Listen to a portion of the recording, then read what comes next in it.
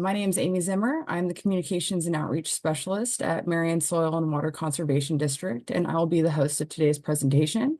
I'm joined by my colleague, Natural Areas Conservation Planner, Chelsea Blank, who will be our co-host today.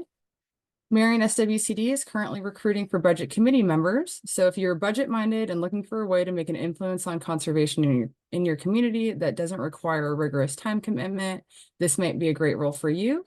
Budget committee members serve as volunteers to attend 1 to 2 budget committee meetings each spring when the budget's developed. To be eligible, members must be 18 years old, be a registered voter, and live within the Marion Soil and Water Conservation District boundary. For more information on this role, please contact Brenda Sanchez at the email stated here, or go online and complete an application at the link above on your screen. And for the reason that you've all tuned in today, do you know what may be bugging your ash trees? Emerald ash borer is in Oregon and had a busy summer. Today, we're joined by Bethea and Matt Mills with Oregon Department of Forestry, as they will share insight on how to create a flexible and adaptable management plan, including how to inventory your ash trees and prioritize management options. Matt and Kat are emerald ash borer specialists with ODF, where they work in the Urban and Community Forest Program, where they assist municipalities, communities, and local organizations prepare for the arrival of emerald ash borer in their area by providing educational outreach and information on management and mitigation. Thank you so much for joining us today, Kat and Matt, and we look forward to your presentation. All right, thanks so much for that introduction, Amy. I'm going to get right into it. Like Amy said, Kat and I are EAB support specialists with the Oregon Department of Forestry. We do a lot of outreach to homeowners and landowners on how they can manage EAB, and we also help municipalities and management, like land management groups, understand what their vulnerabilities and their opportunities for EAB are. Hopefully you are all able to watch the EAB 101 and 2 videos that were sent out before today's webinar.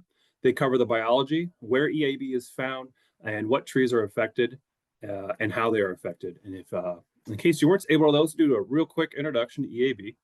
So EAB, emerald ash borer, or Gryllus planopennis, is an invasive and highly destructive wood-boring beetle that infests and kills ash trees and other members of the Oleaceae family, such as olive and white fringe tree. It is frequently described as the most destructive forest pest in North America. EAB is an introduced insect species that originates from Northeast Asia. North American and European ash trees did not co-evolve with emerald ash borer and had little to no resistance. Most unprotected ash trees in North America will become infested with EAB.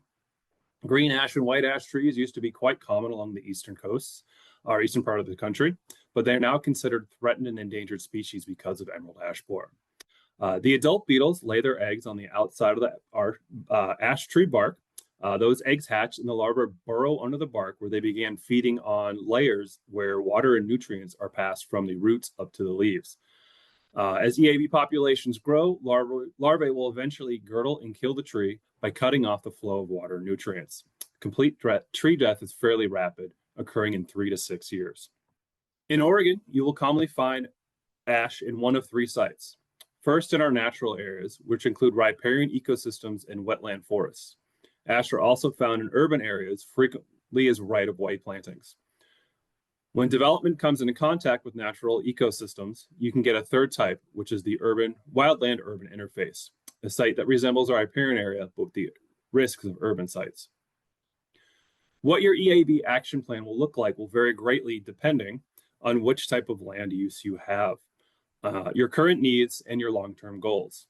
In a landscaped area, you may most be concerned about limiting injury or damage from dying and falling trees. What about keeping your energy bills down in the summer? In wildland urban interface areas, you may be thinking about losing scenic views or privacy, but what about long-term water quality effects? So in natural areas, Oregon ash is most common in lowland, riparian, and wetland ecosystems across the West Coast. It's carved out a particular niche where it's one of the only native trees that can handle the unique soil conditions of seasonal wetlands, that being inundated with water in the winter and drying out in the summer. Losing Oregon ash means a potential loss of forests in these unique ecosystems, where other trees would have a hard time taking their place. Throughout the Willamette Valley, ash are already surviving in fragmented habitat.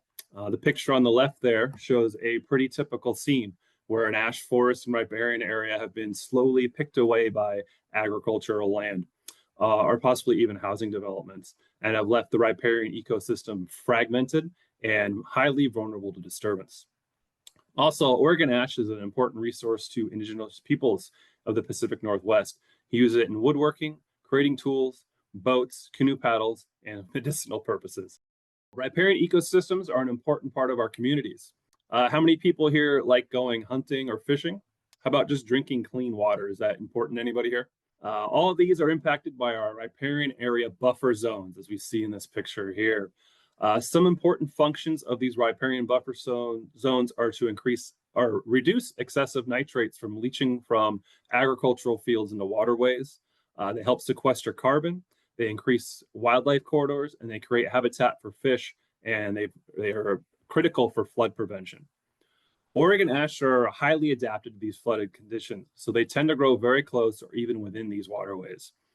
They provide critical shade for fish, which need cool air and rich oxygen with rich water to spawn. They also provide stream bank stabilization and are capable of absorbing massive amounts of water, which mitigate flooding. We have colleagues in Minnesota who have recently seen their black ash forest die off, very similar to Oregon ash, and they reported that they've seen their water tables rise by as much as 6 to 12 feet. And here we have some images of an infestation right along the Butte Creek on the border of Clackamas and Marion County. These trees are completely, or if not very close to be completely killed by emerald ash borer. And a lot of the greenery you see in these pictures is not actually ash leaves. This is an invasive species called Clematis drummondii, or old man's beard. Other ecosystem that you'll commonly find ash trees in are our urban and community forests. So these were commonly planted as a street tree. They were also commonly planted in our parks and on private property. And there was a good reason for this. These were a highly adaptable and tough tree that did really well at urban sites. They could, however, be often planted in these monocultures. And the reason why monocultures have a really strong impact is if your street is all ash, you're going to see a worse outcome when EAB comes around. Now, they provide a lot of ecological and green infrastructure benefits, and that includes things on our streets like stormwater retention. They reduce air pollution, and they also have canopy and shade impacts. And this is true for our urban forests. They are critical infrastructure, and they actually provide a ton of benefits, not only to the direct physical, but also indirect benefits to our mental health. There's also associations with crime that increase as you lose neighborhood canopy, as well as property values. So what could this look like in an urban setting? Well, unfortunately, we were already seeing this happen in Forest Grove.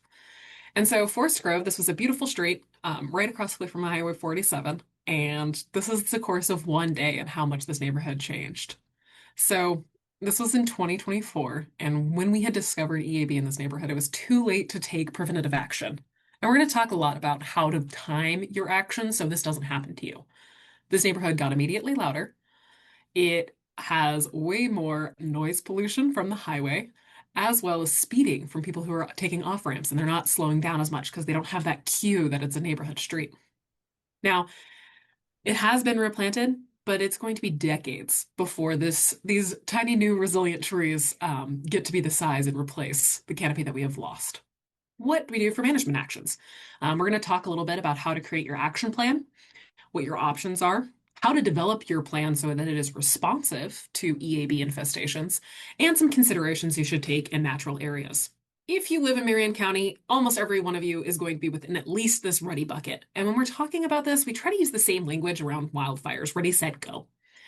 And it's a very easy to understand, but we wanted to kind of maybe give you some concrete distances to tie to this. So if you're within 25 miles and only 25 miles of an infestation, you're kind of in this getting ready or prepared. A good thing to do during this time is learn signs and symptoms so that you can really recognize if EAB is around. EAB has a tendency to popcorn out from a main infestation and kind of show up miles away without a really easy to find bridge between the two of them. And we're seeing this happen in Marion County right now. Another really good action to take is to start your inventory and your risk assessment. And that's the section I'm going to go over next. And then finally, we'll talk about management plans. There's a very common saying when it comes to tree inventories: you can't manage what you don't know you have. There are a lot of benefits to having a tree inventory, and this is true both on a community level. If you live within a city, your city might have a tree inventory. But this is also really important if you are a land manager yourself. And whether that's a small acreage or private property, it's important to know what trees you have and what the potential issues that could arise from them. So when we're talking about EAB, you have there's some benefits that inventory can provide where you learn where your trees of significance are. You can build out an accurate budget. There's quite a difference in your budget if you're planning for 5 trees versus 150. And you can have a plan. And having a plan means that you can respond earlier.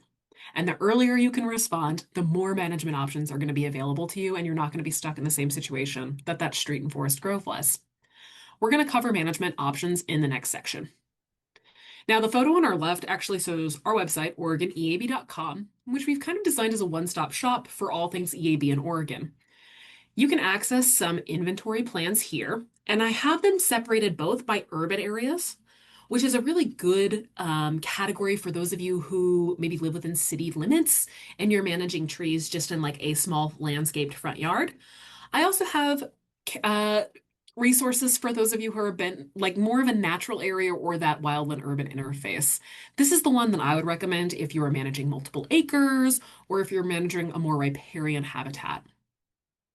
How do you even collect an inventory?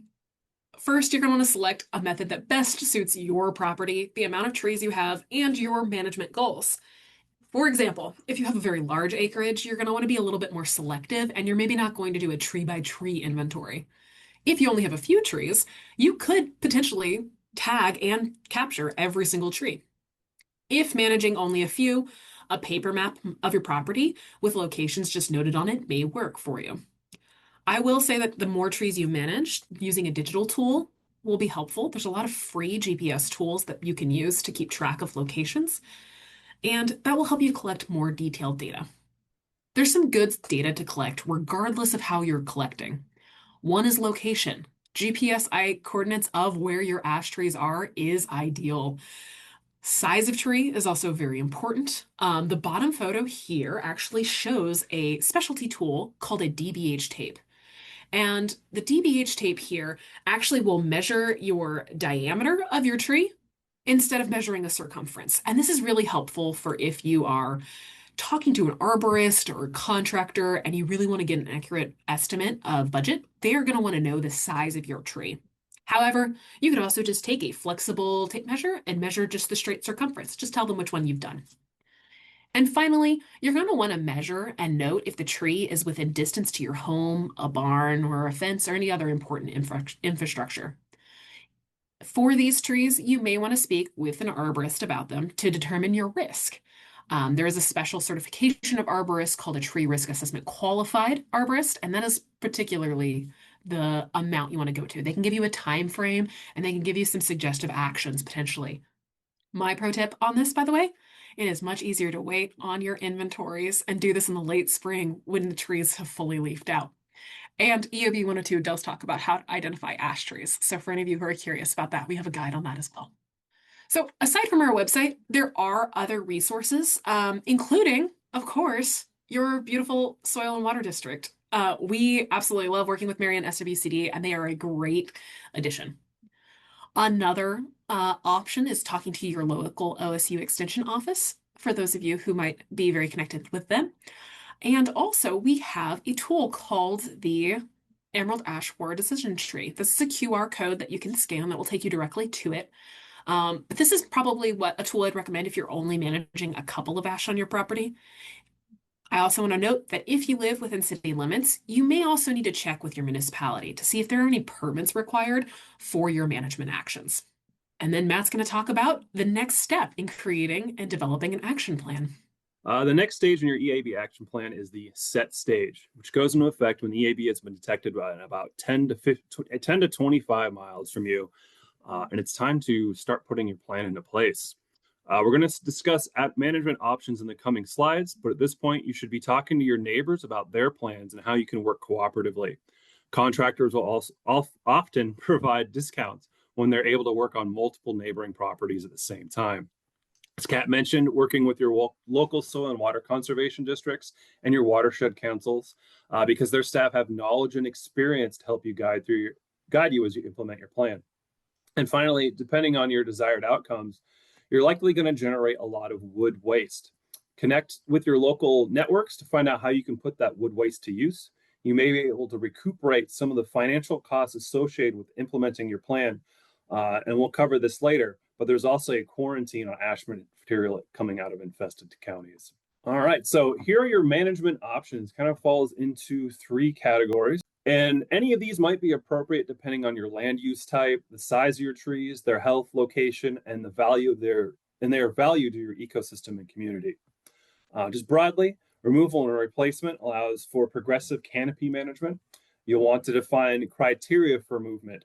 We'll come back to that. This could be based on tree size and health, proximity to infrastructure, or ecosystem function. And removal and replacement can have the highest upfront costs, but really gives you the most control over mitigating risks down the line. Treatment is your second option. This is by far the cheapest per year cost, and you can select about half your population to protect each year. Costs will be spread out over a 2 to 3 year period, and when insect populations are high, you'll need to increase that to about an every 2-year cycle, and prepare to remove trees that maybe aren't successful in that treatment application. And we'll come back to that in a second. And finally, the last option might be to do nothing, which will have the lowest upfront costs, but over time can become very expensive. This might be most appropriate in natural areas, but there could be consequences such as increased heat, increased invasives, and impacts on water quality. It might not be a good option for planted or landscaped areas. So we're going to dive a bit more into treatment. There are pesticide treatment options available to protect your valuable ash trees from EAB, but not all trees are treatable. These treatments can be highly effective. Some of them are able to kill 95% of emerald ash borer that make their way to your ash tree when properly applied under the right conditions. Like I said, not all trees are good candidates for treatment. Trees need to have at least 70% or more of their canopy healthy to treat. If too much of the canopy is dead or in decline, the chemical cannot move throughout the tree, and it's not effective. Trees smaller than 6 inches in diameter are also not a good candidate for treatment. It is much more cost effective to remove and replace these trees, and in some cases, it might actually go against the product label to treat a tree that small. Consider treating trees that are of significant importance. This may include ash that are in your front yard and shade your house, lowering your air conditioning bills, or particularly large trees along a stream that provide critical shade and bank stabilization. Treatments will need to be done every 1 to 3 years, depending on the treatment type selected, for as long as you want to keep that tree alive. There are currently no methods to eradicate EAB, so all we can really do is protect individual trees and slow the spread and suppress EAB populations. We're very lucky, I guess you could say lucky, as anybody could be with EAB, that EAB has been on the East Coast for at least 25 years. And there's been extensive research into effective treatment methods. Study after study, publication after publication keeps coming back to a trunk injection of a systematic pesticide into the tree is the most successful. And the chemical known as emamectin benzoate is the researcher's favorite. These provide excellent control against EAB, even when EAB populations are very high and very dense. These applications are applied every 2 to 3 years. 2 years are most effective, but in areas where maybe a natural area or EAB populations are still really low, that can be spread out to every 3 years, as long as you can tolerate some risk of losing some trees in order to save some money. These are most effective when they're applied in late spring or early summer after leaf out. And in the morning when soil conditions are moist is the best time to do it. And how these are applied, I'm going to go back to this previous slide, is an applicator will drill a series of small holes around the base of the tree. They'll then use specialty equipment to pump the emamectin benzoate into the tree in a very small amount, about 5 milliliters per inch of tree diameter, as Kat was talking about earlier. So very small quantity of tree. Over the next 2 weeks, this tree is going to take up this chemical and it's going to get transported through all those tissues that transport water and nutrients up and down the tree that the larvae are feeding on, as well as making its way to the leaves in the first year. So any EAB that either are currently feeding or are going to feed on that tree in the next 2 years are going to encounter emamectin benzoate and they're going to die. And like I said, it's highly effective. About 95% of EAB that encounter EAB are going to perish. Non-target effects are pretty low. Our risk to pollinators and beneficial insects have been studied pretty thoroughly, and very confident that the side effects are going to be minimal. Imagine it like Kat has a really great analogy for this, where they describe a lot of treatments might be sprayed on the tree, and that's like perfume, and anybody walking by is going to smell that. Any insect that encounters that spray could be affected by it. Versus this trunk injection is more like an IV going directly into your blood. If somebody's smelling your blood, there's a lot of other issues going on. There could be bigger problems. So this trunk injection system provides very little drift because it is contained within the vascular system of the tree. So only insects that reside within the phloem and feeding on the leaves are going to be infected. Ash leaf out after flowering, and treatments are done after flowering. So any insects that visit the ash flowers for pollination are going to be minimally affected. Ash are also a wind-pollinated tree, so there aren't a lot of insects visiting ash trees anyway. The accumulation in pollen of emamectin benzoate is very low. Research has shown that the emamectin benzoate molecule might actually be too big to enter pollen. And then research has also been done to see how much emamectin benzoate is in the leaves that have fallen in the fall. And they believe that because UV light breaks down this chemical structure, it breaks down in the leaves very quickly within a few weeks. As with all pesticides and herbicides, you should really be contacting a licensed, trained, and experienced pesticide applicator before considering this application. There are certain situations where you might be able to do it yourself on your own property, but the equipment to do it can be a bit complicated and pricey. And if you do the injections too deep, you could damage the tree. If you do them too shallow or not enough chemical, it's not going to be effective. So in most cases, hiring a contractor to do this work will be the best option. So treatments can begin when EAB is about 10 to 25 miles away. As I said before, treatments are usually done after leaf out, but before high heat or high winter. Treatments are done after leaf out because ash trees will create their flowers and pollinate first, and then they'll leaf out. And the reason we treat after leaf out is to make sure, just double checking that we aren't getting any emamectin benzoate or other treatments into the pollen that could affect pollinators. And the reason we want to do it before high heat is because the tree needs to be transporting water through its system in order to uptake the emamectin benzoate. And if it's too hot or too dry, the chemical won't move through the tree. And of course, if the tree goes into winter dormancy, it's not transporting liquids and nutrients at that time, so the chemical won't be moved around. The most effective months for treatment are May and June. That's when there's still a lot of moisture in the ground. And this is before EAB has started emerging from the trees. So if there are any adults still under the tree, they're going to get killed by emamectin benzoate. And then we want to make sure trees are healthy enough to be treated. As we said before, if more than 70% of the canopy is dead, the tree is probably already too far in decline for the treatment to be effective. And then we have this little calendar of when activities should be happening in the tree. April and May, we have leaf out and pollination. End of May, June, and even into July is a great time for treatment. And then adults are emerging and active in July, August, September, and maybe even into October in a really warm year. So our next option is removal and replacement. Ash trees could fall on people, homes, and cars or infrastructure. So these should be evaluated for removal and replacement. This might be a commonly option in a landscaped area where these trees are going to be planted close to homes and a lot of human interaction.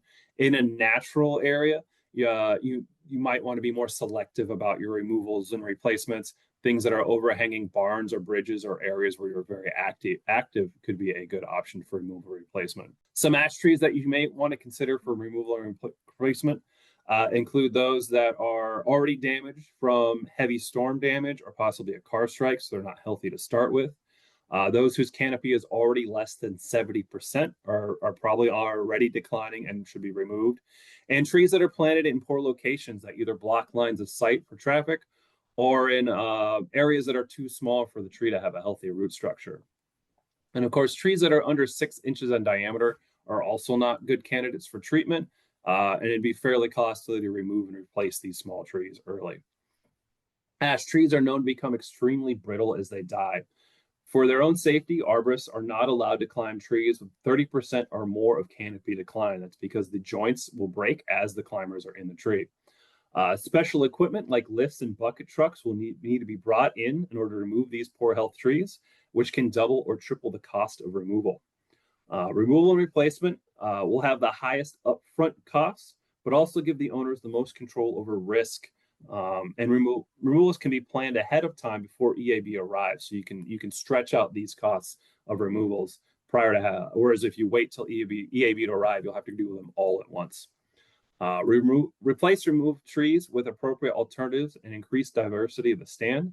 Many municipalities have approved tree species lists that can help you guide toward proper alternative ash for your location. And later on, Kat is going to talk about good options for natural areas. And our last management option is just to do nothing. In landscape areas, there are a few situations where doing nothing will be the acceptable approach. Ash trees are just too close to people and property for this to be a safe option in most landscaped areas. In natural areas, it's okay to take an active or passive approach to ash forest management. And many of the natural land areas, it'll be unlikely trees will fall on people and infrastructure. Doing nothing might be the right option and the most cost effective in those situations. But there are a few things to keep in mind before you decide to do nothing on a natural land. As we said before, dead ash trees are dangerous to work under. If you need to do invasive species control under that stand, such as removing blackberry or reed canary grass, or later to decide to reclassify that land a different land use type, anybody that needs to work in that stand is going to be at risk of branches and stems falling on them. So that could increase your costs. Water quality is also going to be greatly affected when ash trees start to die. Without healthy canopy in your riparian areas, you might find yourself at increased risk of flooding, erosion, and channel shifting. So one thing you can do is preemptively move some of these trees or underplant them with other tree species. If you do decide to remove trees, some things to keep in mind is that dead wood is ecologically important, whether standing or fallen. It provides home and nutrients and food to a lot of different plant species and insect species. So we don't want to remove all of them. You can create snag trees and snag habitat trees. Depending on the size of your style of snag, many wildlife species can benefit. For example, a large, tall, open snag creates habitat for large birds of prey, while birds of prey often prefer snags close to enclosed canopies in the middle levels of shrubby areas, and large mammals prefer hollows at the base of trees. We often get asked if removal of all ash on our site is a good option, and we always tell people no, it's not really a good option. Early in the EAB infestations on the East Coast, researchers experimented with removing whole, like they'd find an infested tree, and they remove every single ash within 5 miles in hopes of containing those emerald ash borer. Unfortunately, emerald ash borer are pretty good flyers, and they would just fly even further and faster to go find new ash to infest. So large-scale removal of ash trees actually increases the rate of spread of emerald ash borer. Also, by removing trees preemptively, you're basically doing the same thing that emerald ash borer is going to do down the line. So all those ecological effects that you might see from emerald ash borer, you're just triggering on your own by removing ash borers preemptively. How do we apply this context inside of natural areas? Like Matt said, there are some different removal strategies if we're talking about these naturalized riparian areas. Maintaining trees on the landscape is also going to help us maintain and preserve genetic diversity over time. And resistance may only be discovered incidentally throughout an infestation, so we are not advocating for wholesale removals in naturalized areas. When it comes to your street and urban trees, none of those have really unique genetic stock because a lot of those are clonal populations. So this is kind of only if we're talking about Oregon ash. One option is to just selectively remove trees that pose the highest hazards, those near infrastructure, homes, barns, and bridges. You could also do a project-based selective removal, like the photo that we have on the slide. This was an open canopy project where these oaks had previously been in a dense ash forest, had the ash around them removed to restore an oak camus ecosystem. So, this also helps increase pretty much any of the survival of your shade intolerant species that might be growing. You can also intentionally selectively remove to create habitat, whether that's creating snacks or large woody piles for wildlife. When we talk about removal, we always want to pair this with a replanting suggestion. And one of the things that's difficult with replanting ash is somewhat of a generalist. So, replanting with desirable replacements, what currently grows at the site that's not invasive, and being aware that your habitat type might change. Some ash forested wetlands might go to a shrubland or even a wetland. Reaching out to, of course, your SWCD can be very helpful in planning. Here are some of the species that are commonly recommended.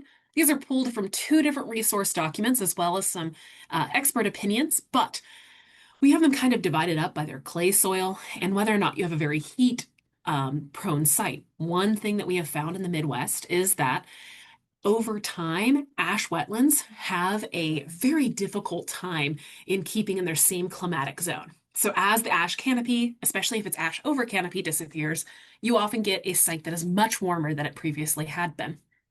If you have clay soils, white or Gary oak, western crabapple, chokecherry, or some of the willow species might be helpful for you. I've underlined and put in gray some species that are good for pollinators. And we're going to provide this PowerPoint for you later on, so you can definitely check these out later. If you have no clay soils, you might be able to get away with quaking aspen, black cottonwood. Depending on how dry your site is, you could also get up with the Willamette Valley version of the ponderosa pine. And then for heat adaptation, we also are looking at some species that do really well in mid to southern Oregon. So incense cedar, California black oak, coastal redwood, dawnwood, wood, and depending on your site, Oregon myrtle, this one can be weedy in some parts of the valley, so you're going to want to do your due diligence here.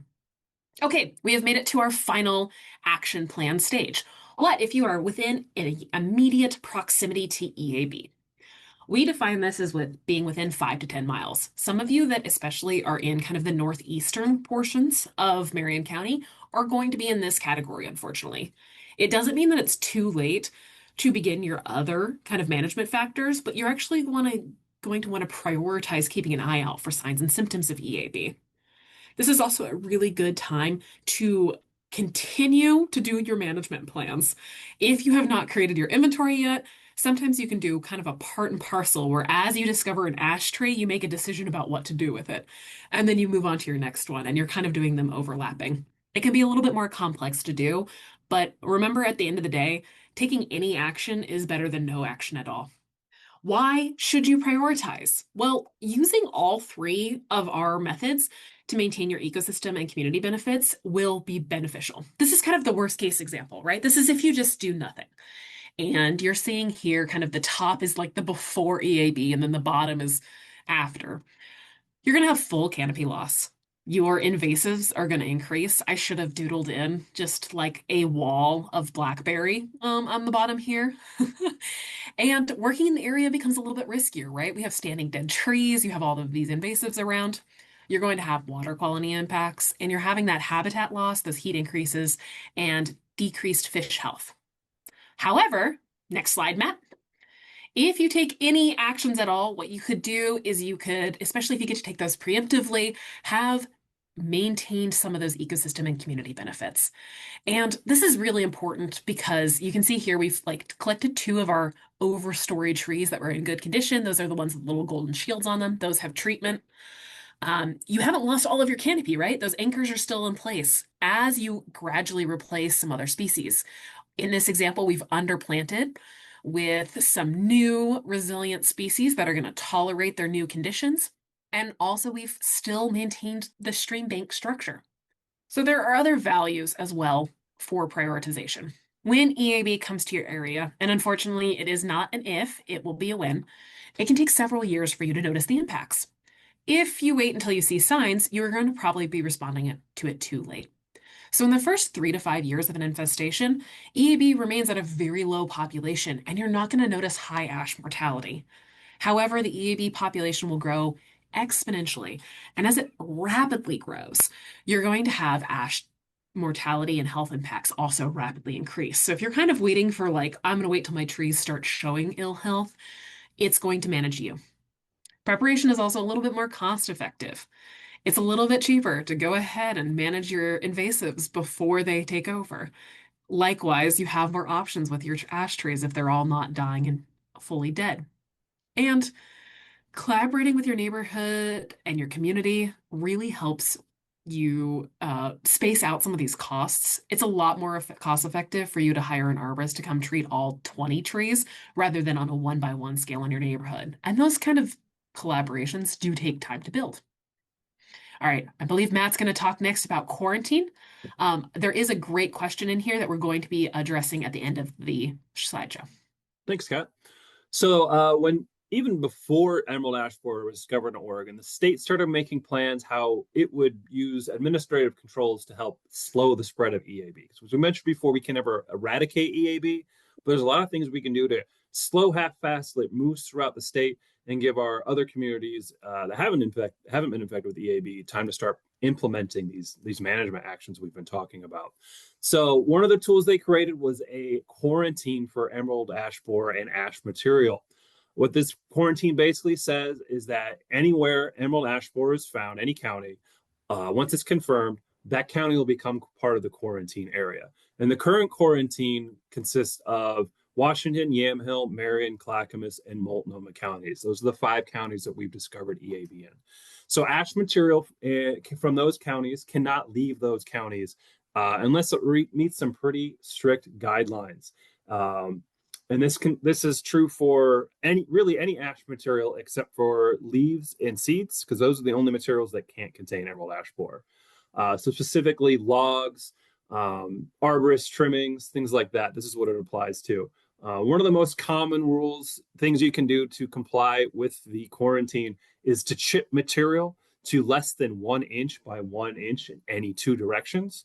And once that material is that small, it will either dry out so quickly that the larvae inside cannot live, or the actual physical act of chipping something that small creates so much concussive force, the larvae will be liquefied.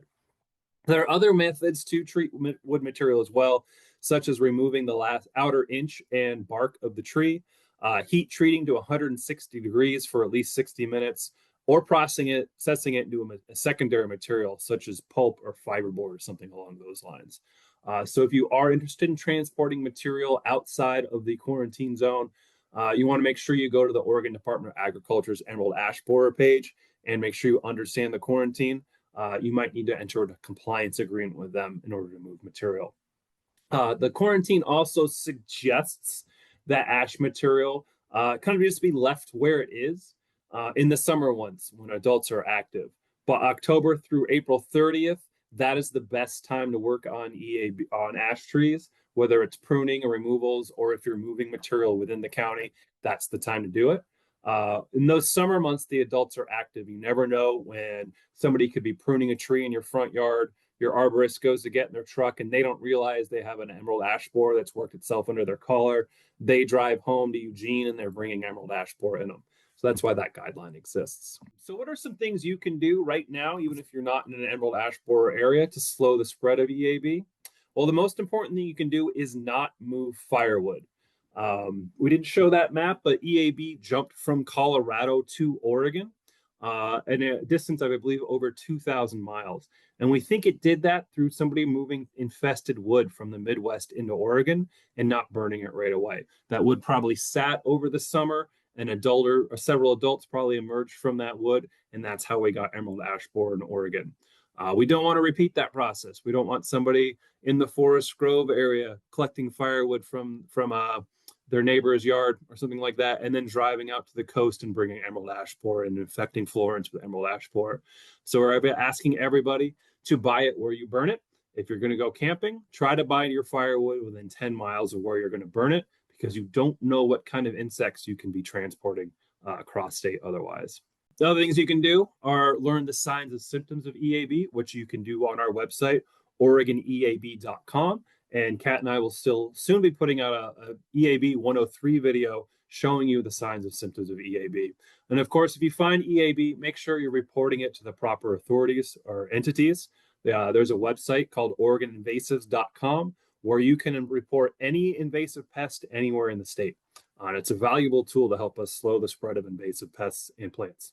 There are some great websites available for you to help you manage your emerald ash borer and your ash populations. As we've said several times, you always want to work with an ISA certified arborist before you make any big decisions about your trees.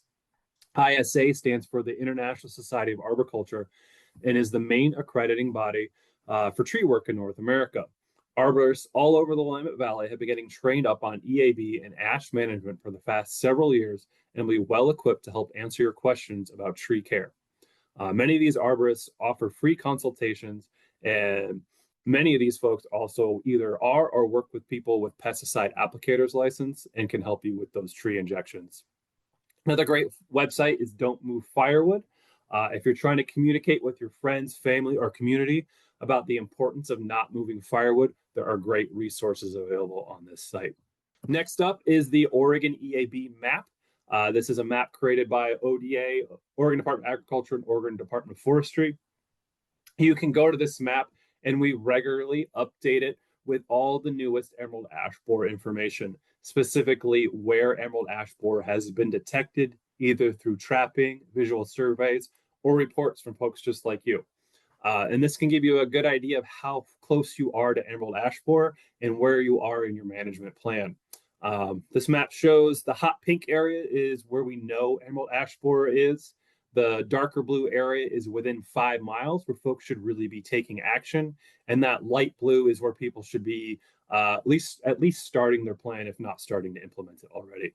And as I said, this gets updated regularly, so it's a good one to check out several times a year.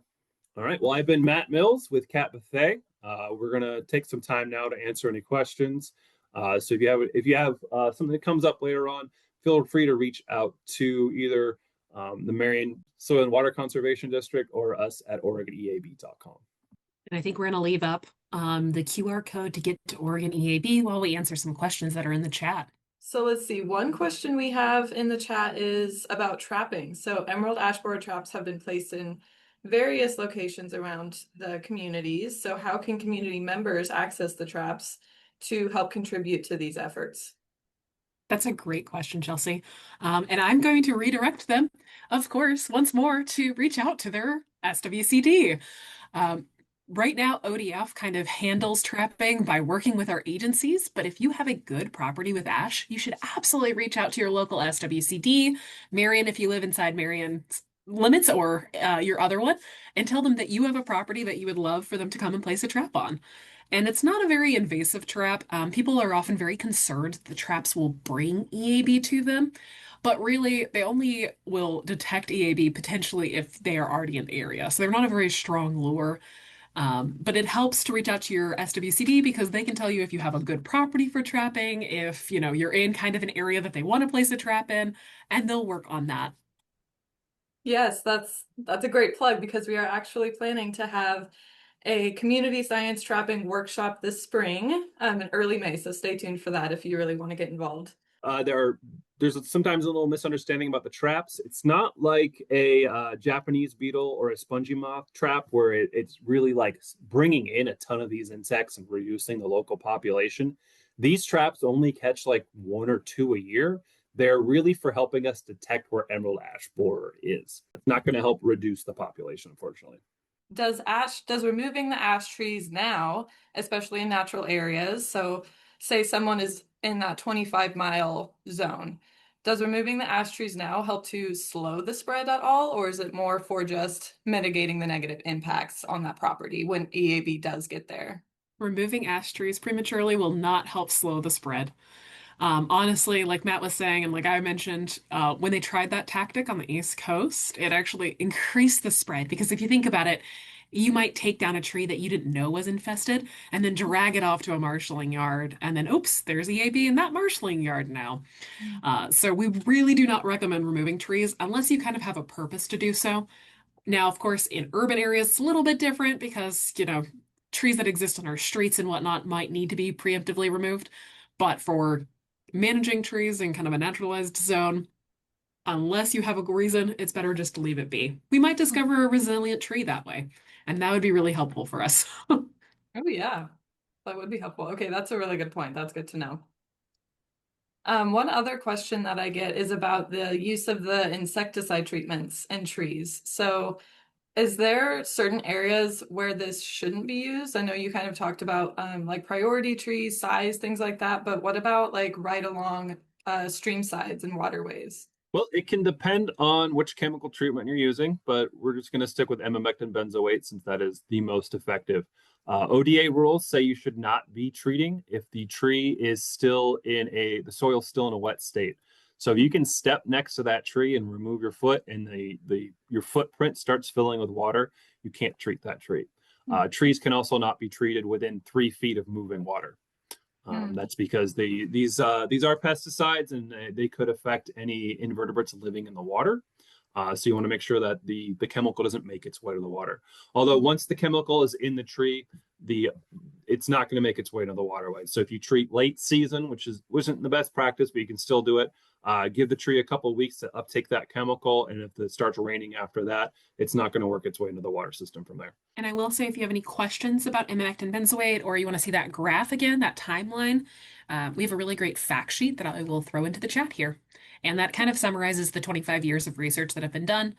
Matt and I will both always warn people too that if you're reading studies around the original infestation, it's been 25 years.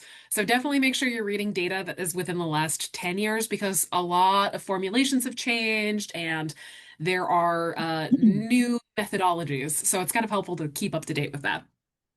We really appreciate you guys' bringing your expertise to the group and doing a really great job at summarizing what EAB is and just getting folks aware and getting it on their radar, especially given that it's new to our area and some folks might not even be familiar yet with what it is. So great job. Also, if folks are looking to start planning for planting, underplanting their ash habitat, I would say that not only the Marion SWCD, but the other SWCDs are currently doing their native plant sales. So a great resource to check out your local SWCD for native plant varieties. As you can see on the screen, our next First Friday is going to be biological control of emerald ash borer, and that's going to be scheduled for March 6th. So you can RSVP on our website. We also have some other upcoming events, as Chelsea hinted to. We'll have a citizen science EAB trapping in-person event and an understory planting workshop. Those dates are yet to be determined, but please keep track of our events page, and you can always sign up to our e-newsletter, which will have those events posted there on a monthly basis. So we really appreciate you, Matt and Kat, for being here today. And as always, if folks have questions, please direct them to your local SWCD, and we'd be happy to get you in contact with the right folks to answer those.